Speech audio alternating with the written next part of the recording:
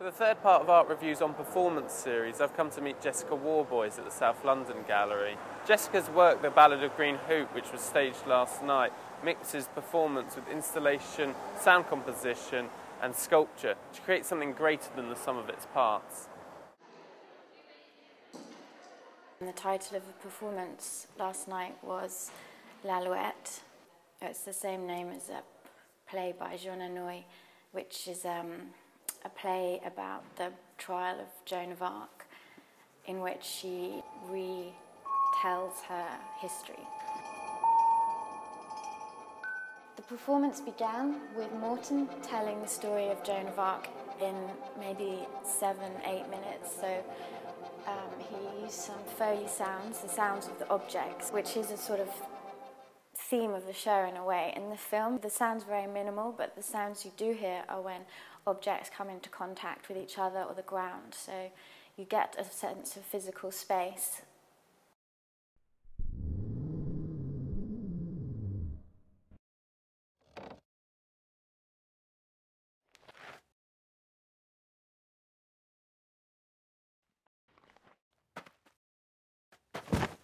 In the film, there's a character who is moving objects, animating objects, sort of telling a story through forms and gestures. The final image of or final scene in the film is of a pair of gloves which has been taken off, and there's a clicking of fingers, which suggests, well, it's like the counting in of something, a song or performance, and in this case it is sort of motioning towards the performance, which it's obviously a character who's animating this prop, but all you see is the hands, so you're sort of led from the hands in the film to the hands in the performance. We were thinking about the presentation of this area and to sort of illustrate a kind of cross-section of a theatrical space. So the stage flat is a board against the scaffolding, and it's quite clear that behind all this, these sounds are being made.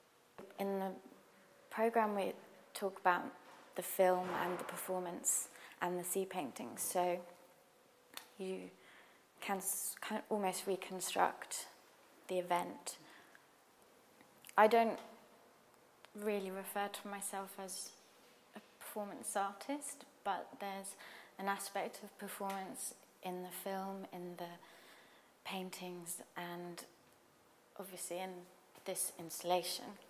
So I'm interested in this kind of crossover between ritual and performance and art making. I suppose I try to move between those in a quite literal way, but then I suppose through the theatrical element it can give a sort of sense of mystery, or, you know, allude to these other kind of forms of ritual which we recognise, but without really knowing. I'm not really doing anything. Yeah. I'm just sort of, I'm working with things to tell stories and construct images and moments which reflect this thing of time and space and action and poetry, I suppose.